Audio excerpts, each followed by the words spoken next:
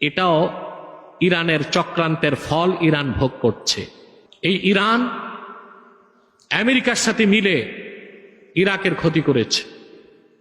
সাদ্দাম হোসেনকে গ্রেফতার করা হয়েছে। ইরানের শিয়া বিচারপতিরা ঈদ উল আজহার দিন বিচারের রায় কার্যকর করে প্রেসিডেন্ট সাদ্দামকে ফাঁসি দিয়েছে।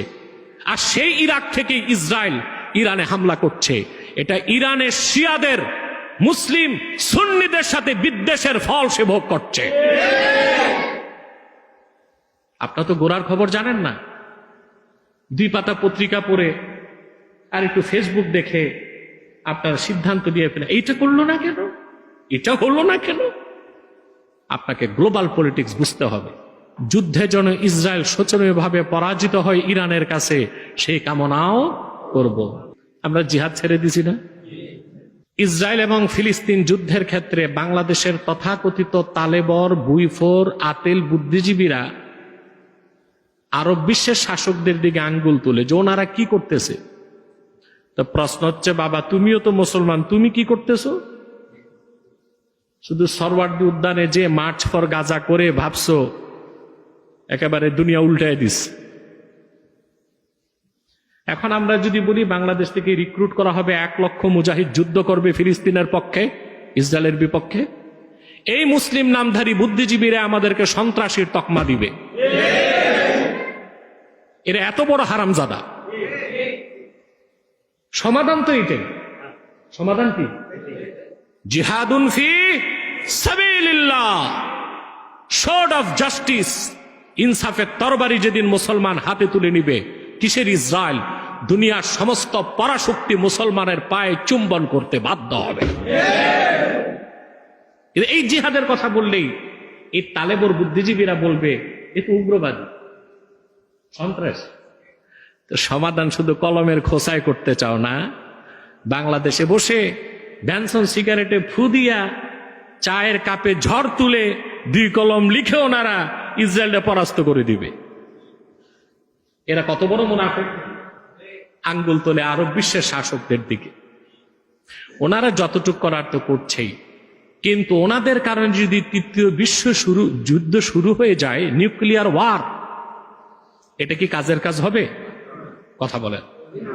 ওনারা বুঝে শুনে যতটুক সহযোগিতা করার ততটুক করছে, কিন্তু সামরিক হস্তক্ষেপ ইসরায়েলে করতে পারে 3টা দেশ, তুরস্ক, মিশর, সিরিয়া।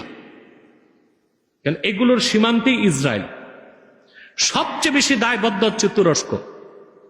1917 সালের আগে গোটা ফিলিস্তিন ছিল উসমানী খেলাফতের অধীন। এই ভূখণ্ডটা তুরস্কের। তুরস্ক এখন আমার ভূখণ্ড আমি ফিরিয়ে নিব বলে সামরিক অভিযান করতে পারে। এবং তুরস্ক ন্যাটো সদস্যভুক্ত, তার কাছে 100 অ্যাটম বোম আছে। কত? ন্যাটোর স্বার্থে সে ব্যবহার করতে পারবে 60টা, নিজের অস্তিত্ব রক্ষায় ব্যবহার করতে পারবে 40টা। সেও তো পারমাণবিক শক্তিধর। ভূখণ্ড ছিল তার, পাশে তার সীমান্তবর্তী রাষ্ট্র ইসরায়েল। সেই তুরস্ক চুপচাপ বসে আছে কেন? অথচ শুনলে কষ্ট পাবেন আপনারা, ইসরায়েলের সমস্ত তেল রপ্তানি হয় তুরস্ক থেকে, আজারবাইজান থেকে। আর দোষ দেয় আরব শাসকদের। ওনারা তো পায়ে পড়ে যুদ্ধে জড়াতে পারে না, এটা তো নির্বুদ্ধিতা। বরং গোড়া কেটে দেওয়াটাই বড় কাজ। নৈতিক সমর্থন তারা দিচ্ছেন ইরানকে। ওনাদের আকাশ সীমা ইসরায়েলকে ব্যবহার করতে দিবেন না বলে দিয়েছেন। কিন্তু হামলা হচ্ছে কোত্থেকে? ইরাক থেকে। এটাও ইরানের চক্রান্তের ফল ইরান ভোগ করছে। এই ইরাক ছিল প্রেসিডেন্ট সাদ্দাম হোসেন, একটি শক্তিশালী সুন্নি আরব রাষ্ট্র। আমেরিকার আগ্রাসনের সময় এই ইরান আমেরিকার সাথে মিলে ইরাকের ক্ষতি করেছে। সাদ্দাম হোসেনকে গ্রেফতার করা হয়েছে।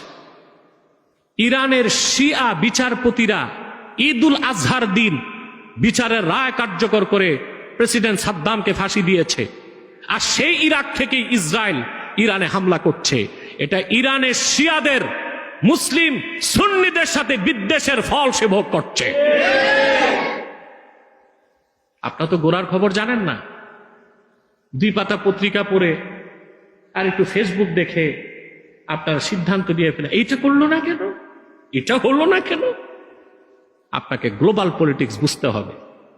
তারপরও সবগুলো আরব রাষ্ট্র ইসরায়েলকে বলে দিয়েছে তাদের আকাশ সীমা ব্যবহার করে ইরানে হামলা করতে দেওয়া হবে না। আমাদের এখানে সমাধান হচ্ছে জিহাদ।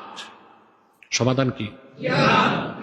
রাসূল করিম সাল্লাল্লাহু আলাইহি ওয়াসাল্লাম ইরশাদ করেছেন, কখনো আল্লাহ তাআলা তোমাদের উপর থেকে জিল্লত বা বেইজ্জতকে উঠাবেন না যতক্ষণ না তোমরা দ্বীনে ফিরে না আসো।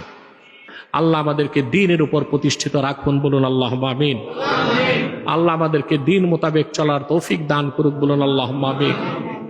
আমরা প্রাণ খুলে ফিলিস্তিনের মুসলমানদের জন্য দোয়া করব এবং যুদ্ধে যেন ইসরায়েল শোচনীয়ভাবে পরাজিত হয় ইরানের কাছে সেই কামনাও করব।